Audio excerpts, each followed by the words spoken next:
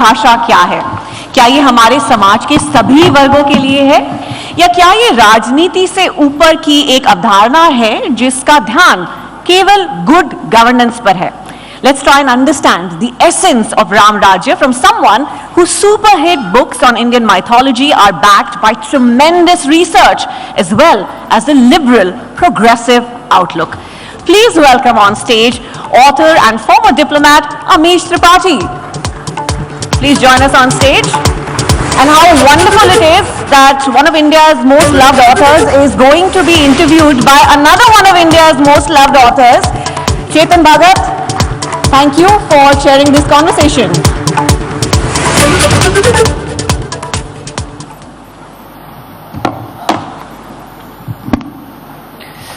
Well, Jai Shri Ram. Jai Shri Ram. Jai Shri Ram, Jai Siya Ram. Okay. You know, Chetan and I have never done this before. That's right. So it's great fun. So, you've written a whole Rama series and you've been doing mythology, that's from the very beginning. And today, especially like during the temple inauguration, the whole country was in a frenzy almost when that was happening. How was that for you? Actually, my wife and I, Shivani, she's here, we were lucky to actually be in Ayodhya on the 22nd, and it was truly a wonderful experience. We've produced a documentary on the temple, on the Ram Janmabhoomi Ji temple. It is the story of the temple from the beginning, from the birth of Lord Ram till now. I think the things that one learnt through the journey of that, one of the people we interviewed for that documentary was K.K. Mohammed Saab. I'm sure many of you would have heard of K.K. Mohammed, a legendary historian and archaeologist. And he made this wonderful statement while we were recording him. He said that this is actually not a Hindu-Muslim issue. It's an Indian foreigner issue. Because Babar was from Uzbekistan. And he said, I'm an Indian Muslim. What do I have to do with him? And I thought that was a very beautiful way of looking at it. So you're saying like the Mughals weren't... we call the Mughals. They call themselves Temurid. They were Turks. Okay. They didn't look like Prithviraj Kapoor or Hrithik Roshan. No. To us they would have looked Chinese. But they were actually from Central Asia, from the steppe lands. And Jodha didn't look like Aishwarya Rai? Jodha. That quite likely they would have.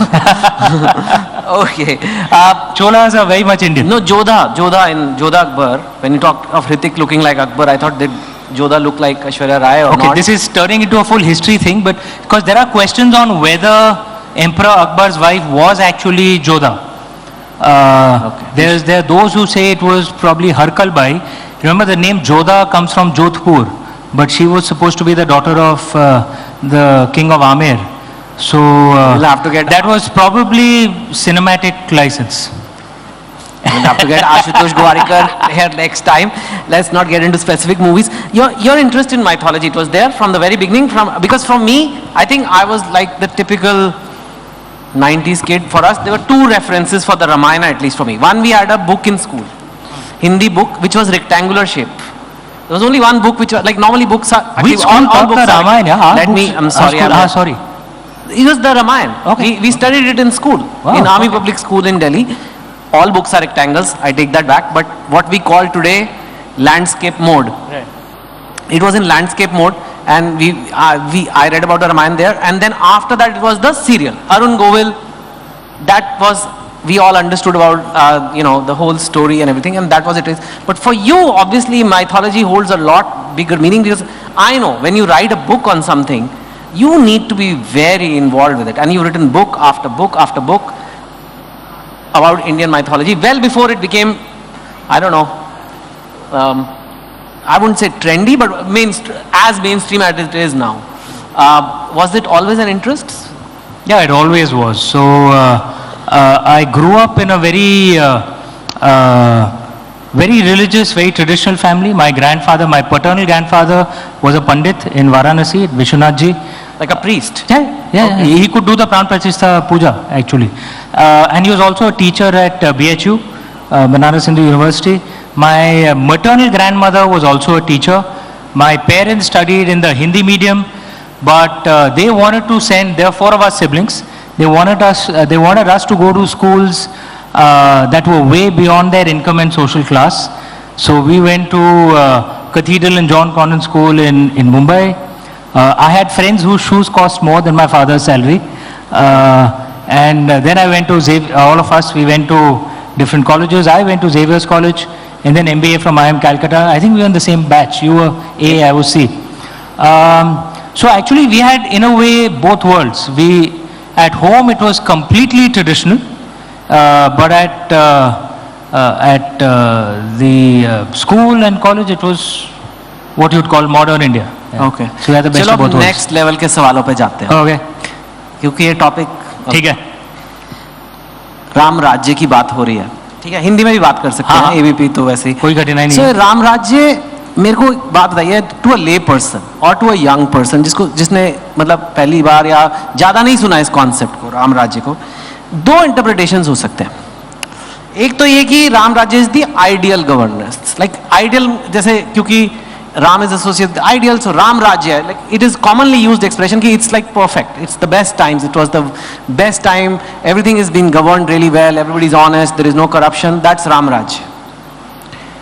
But Ram Rajya can literally also mean there is a king called Ram, and it's his kingdom. The whole fight was for the kingdom.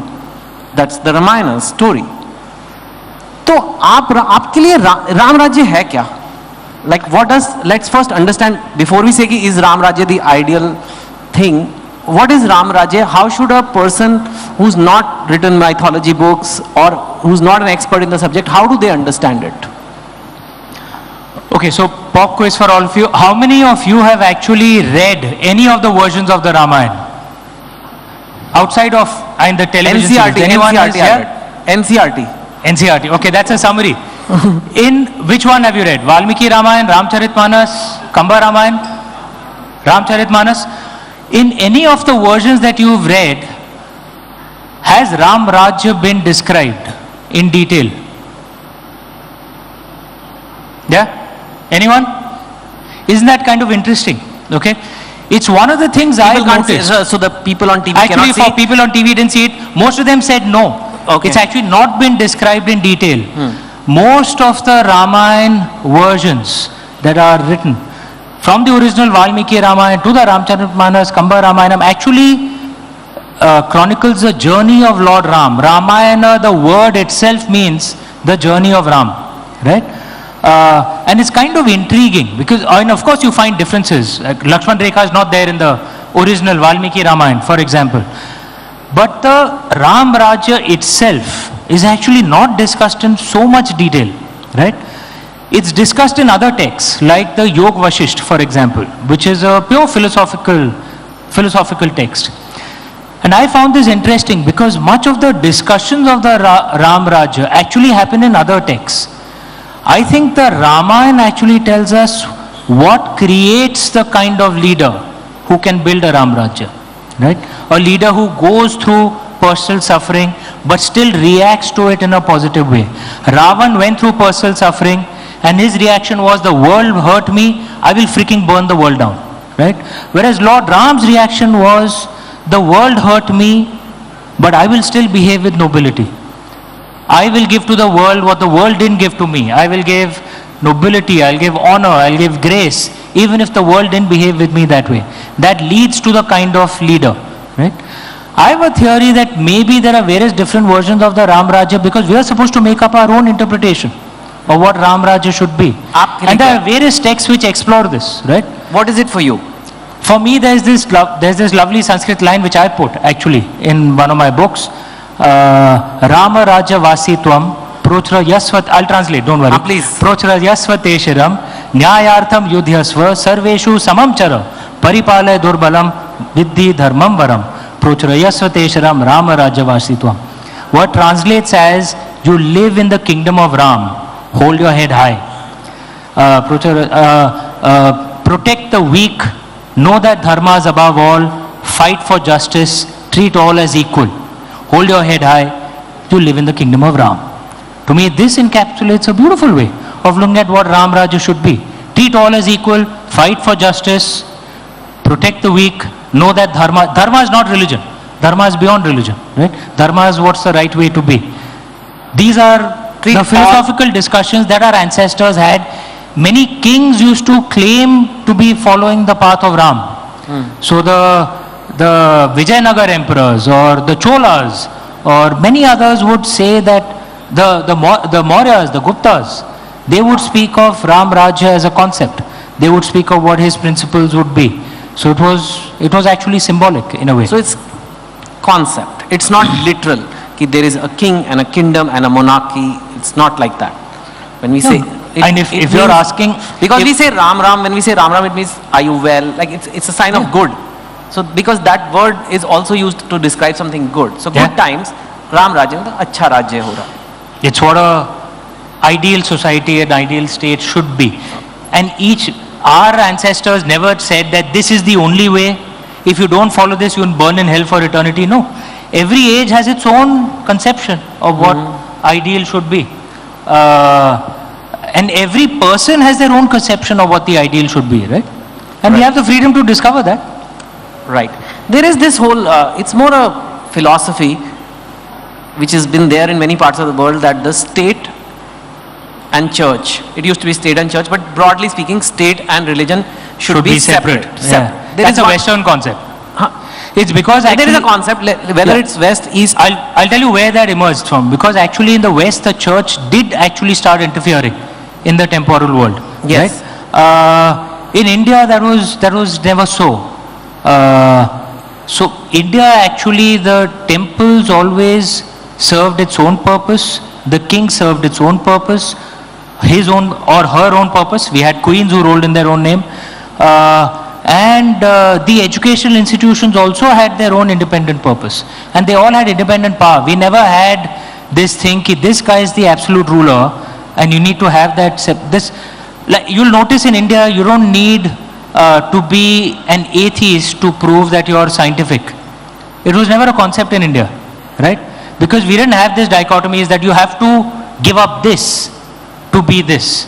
That you have to hate another country to prove your patriotism. You have to hate all other religions to prove that you love your own religion. We never had those concepts. Loving something doesn't automatically mean I have to hate something else. I'm a Lord Shiva worshipper. That doesn't mean I have to hate other gods or goddesses or other religions. We never said that. Right? So you didn't need that separation. You'll notice in the West, for example, many scientists, I'd spoken at the Oxford Union recently, the Oxford Union debate. And we were debating on God, actually. And I obviously spoke on the side of God, from the Hindu way of life. We actually won the debate in a place like Oxford. Oxford is a kind of place where JNU is a dangerous right-wing university, right? And we actually won the debate out there. And the point I made was actually, you don't have a problem with the concept of God when the foundation of it is that you have to hate anything which questions God. Where does the problem with science come? Right? That if science allows you to question your God, but in our way there's no problem, question. We have no translation for the English word blasphemy in Vedic Sanskrit. In the Bhagavad Gita, Lord Krishna tells Arjun in the 18th chapter, I've given you knowledge most profound. Now think about it and do what you think is right. We are not just allowed to question, we are encouraged to question the divine himself or herself, right? Yeah. So then this thing of this separation is not really needed. So I'll tell you where it's coming from, and where it gets a little confusing. कहाँ पे थोड़ा confusion हो जाता है. We have laws, we have a constitution. Now, religion influences society. Society के समाज को देख के laws बनते हैं. Each society has its own laws and they make their own laws and constitution, and which laws and constitution make up a state. So in some ways, that's one way to look at it. Religion to society, society to laws, laws to state. That means they are linked. And you are saying there is nothing wrong in religion and state being linked. Do you not see any like how should we make our laws? How should we make a constitution? Should we therefore then derive from religion? Should we make them independently with legal experts keeping interests of justice, equality, freedoms, should be rights, should it be done on that basis? Or we have excellent texts from the past, wohi use karke we can make. I'm not judging, I'm just saying. Sure. So, look, I'm sure many have heard of Acharya Chanakya out here. Anyone has read Arthashastra or Chanakya Niti? Anyone? Damn. Oh, one person. Who read? Someone raised their hand out there. Okay, this should be a part of our education system, right? The Arthashastra or the Chanakya Niti. There are, in our traditional way, and the Mauryan Empire was the largest Indian empire ever. There are two types of states. One is the Chanakyan state and the other is the Ashokan state. The Chanakyan state was a minimal but very effective state. So it would do a few things.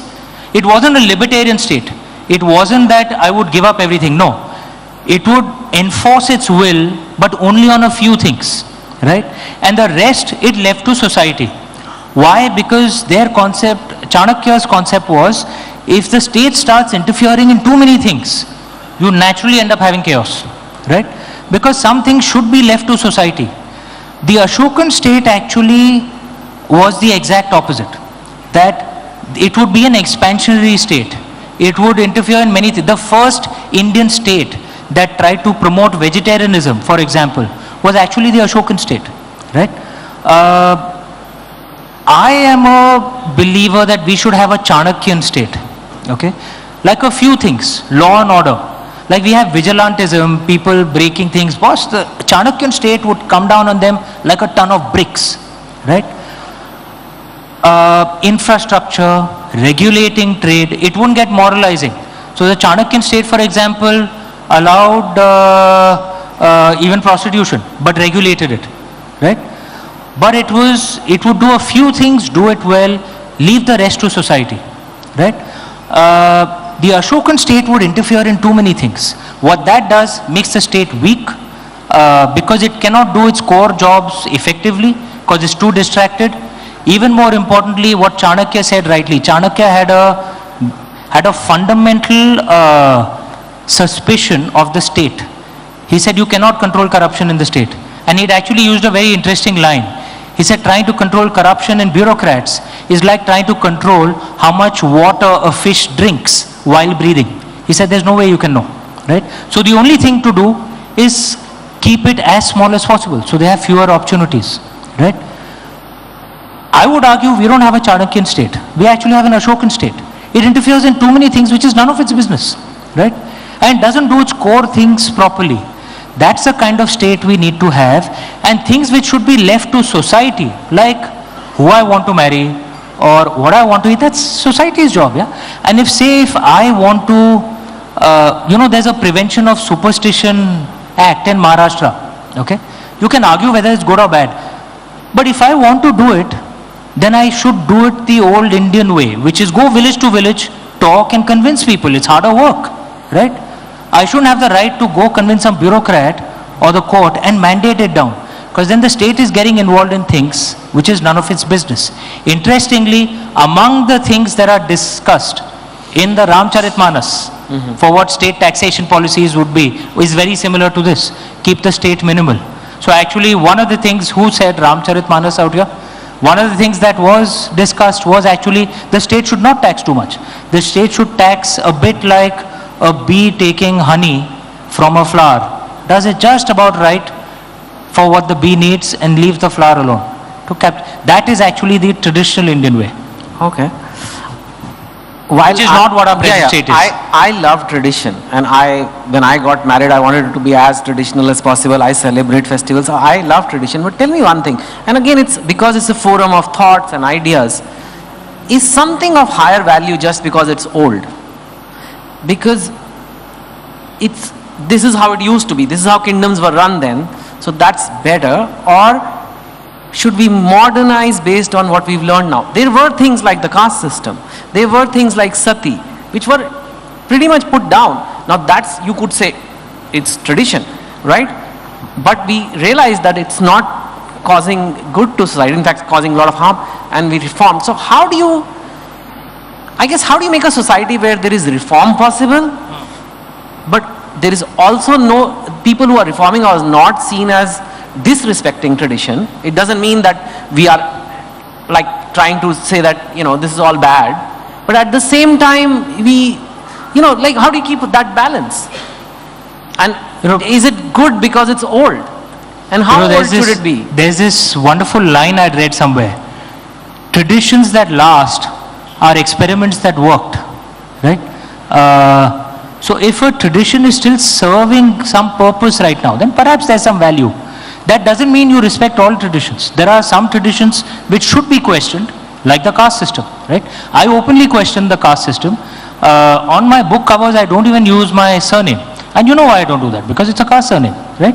It's my own small statement against the caste system. I speak against the caste system through all of my books, right? But it's there in our... You can, do you find any controversy? You can Google, you won't find any controversies around me, right? Because I say this, but I say it in a polite way. I say it in a way that doesn't generate controversy. So should some traditions be questioned? Of course, yes, right? The key point is how you question it. You can question the caste system by using our ancient scriptures, which didn't have the caste. We didn't have caste, by the way. So you go even more old. Prior to 6th, 7th century, we didn't have it. No. It wasn't fixed. It wasn't hardwired, right? And in fact, Dr. Ambedkar himself wrote it in his book, Who Are the Shudras, right? From textual evidence that perhaps wasn't rigid at all. Now you can use this to question. You can, if you want to speak of transgenders, for example, you can either use some American or Western example which people may not like, or you can quote a wonderful example. The one who spoke of Ramcharitmanas will recognize this. There's this wonderful line, Purush Napunsak Nari, Va Jiva Charachara Koi, Sarv Bhav Bhaja Kapata Taji, Mohi Param Priya Soi. Any man, any woman, any transgender, any living being, any plant, any animal, you give up deceit, love each other, come to me, and you're my people. Who said this? Anyone wants to take a guess? You want to take a guess? Who said this? No. Who said this? It's a liberal line. Any man, any woman, any transgender, any living being, any plant, any animal. Give up deceit, love each other, come to me, you're my people. Who said it? Any ideas? Doesn't look like it. Can you want to guess? I will be wrong, so I will not guess. Lord Ram. I would have guessed that. Lord Ram, you would have guessed it. I would have. Lord Ram said this. this. Pure guess, though. Okay. Now, if you fight for transgender rights by quoting Lord Ram, why should there be any controversy, right? So, the same thing can be done in a polite way. So, you are saying for every reform, there is something in our text that you will find. You can find it. You will find some supporting evidence. There is also another question. There is a belief that religion is a private matter. Some people believe that. Again, there is no right. It's a private matter. Like we pray at home, we do celebrate festivals. However, it's not a public thing you wear out there in public. Whereas there are those who believe, this is who I am, this is my religion, I'm very proud of it. Why should I not display it? Why should I not, publicly celebrate it? I'm not again judging. They are both theories which different people believe in. Where do you put this? Because is making religion something, a public display of religion, has it got its pros and cons, or where in the spectrum are you? Again, this religion is a private matter, again comes from the West, and it comes from the separation, that thing that you said of separation of church and state. This again becomes important when I feel that me being proud of my religion means I need to force it on you. I need to convert you, or I need to... If you don't have that attitude, then what difference does it make? Well, in India, religion has usually not been a private matter. We celebrate it publicly. Festivals are celebrated publicly. Much of our art is actually around religious figures. And it doesn't cause dissonance because we are not trying to force our religion on anyone else. And in fact, the beauty of the Indian way is that we will celebrate the religion of others openly, right? So, I lived in London for 4.5 years. I gave this example of that in my puja room at home. And of course I have a murti of Lord Shiva, right, in the center. and I have murtis of other gods and goddesses, Lord Ram, Sita Ma, Kali Ma, all of them. But I have marks and symbols of other faiths as well. My wife is a Jain, so we have Rishabh Dev and Mahavir Ji. We have Guru Nanak Dev, we have Gautam Buddha, we have a Star of David, we have a lovely Byzantine painting of Jesus Christ, Mother Mary, we have the Kaaba, we have all of this in our puja room. Now, even in a place like the UK, which you think is liberal, people found it odd. Arey, but what religion are you following? If I say this in India, no one finds it odd, right? Because it's natural in our way, right? We don't just tolerate each other, we actively embrace each other. Then in this, why do I need to keep my religion? I wear my religion literally on my sleeve. I wear a Om Namah Shivaya Kada. I wear a Rudraksh Mala. I guess the issue can come if you're one country and that national identity, something becomes above that national identity, which is your religious identity. And if it's especially a country with multiple religions, then it can cause some divisions. No, the country has to be above everything else. That is clear. Desh Sarvopari. That I think has to be very, very clear. Okay. Country above everything else. Okay. Okay. Let me quote Lord Ram again. Yes. Janani Janbhumischa Swargadapi Garyasi. Mother and motherland are greater than heaven. Okay. Lord Ram said this. Okay, that's nice. What about politics and religion? It's inevitable. I think it is inevitable because politics mirrors society. That's my personal view. If people care about religion above everything else, then I think as a politician it almost becomes your job to kind of respond to that in some way. Right? You can't just say, because you are representative of people. So I think it's a mix of what society wants. But at the same time, are there any downsides of politics mixing in religion?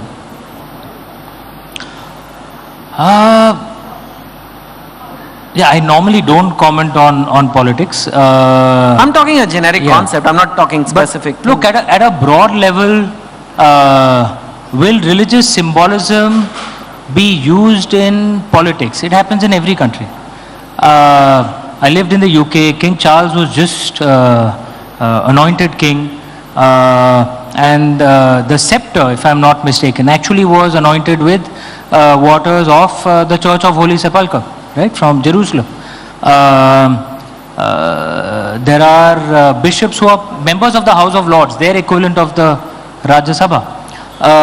They give rights to all other religions, but at their core they are, and many of their senior leaders do actually celebrate their Christian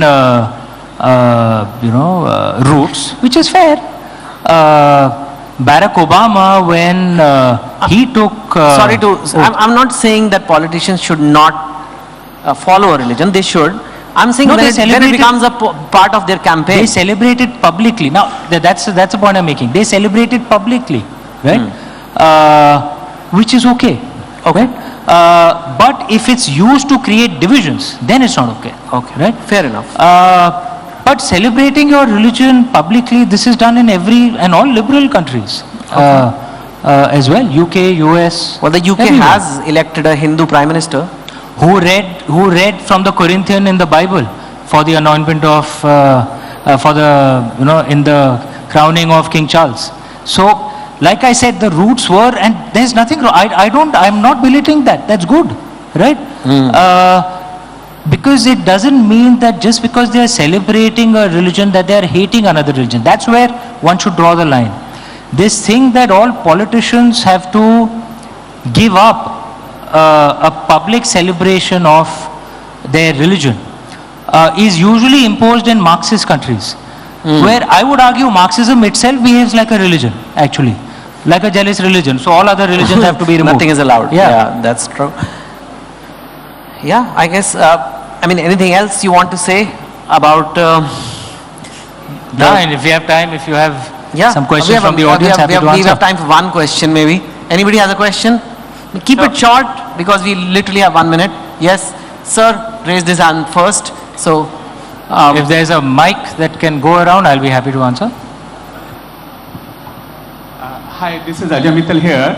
I just wanted to ask, there is a bit of a controversy whether Uttar Ramayana was actually part of Ramayana, because some of the characteristics of Rama demonstrated there were in conflict with what was there in the rest of the Ramayana. What is your view on that? Good question. You really know your stuff. Yes, there are scholars who say Uttarkand is probably not a part of the original Valmiki Ramayana. And one of the key things is actually the meter changes. I'm sure you're aware all Sanskrit poetry was in a particular meter. So I think I would agree that perhaps Uttarkand is not a part of the original Ramayana, later interpolation. But who can be sure, man? There's something for the scholars. Yeah. I think we don't have time. Amish, Okay. you've been fabulous. You didn't avoid or dodge any question. You gave deep insights and knowledge. And I think I learned a lot today.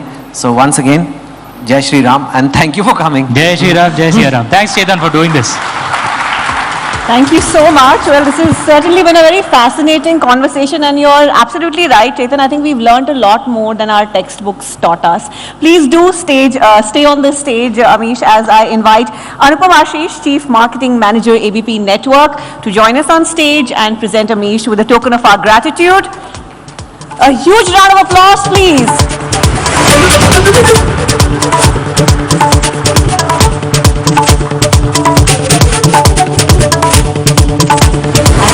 Photo op takes place, I'd also like to remind you that we at the ABP Network are felicitating change makers for good, and Amish is our change maker for good in the field of literature for bringing our myths alive. Please do stay on the stage. Yes, there is another special award for you, Amish. We are awarding change makers for good, and you are our change maker in the field of literature for bringing our myths alive. So let's welcome on stage Pushan Chakrabarti, CFO ABP Network, to please do the honors as we celebrate Amish.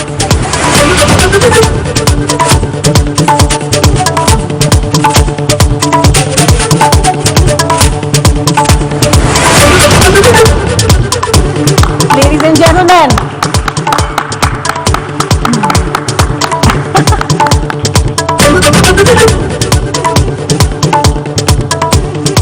thank you, Pushan. Thank you once again, Amish. चलिए राम राज्य से आगे बढ़ते हैं दोस्तों और भारत की बात करते हैं.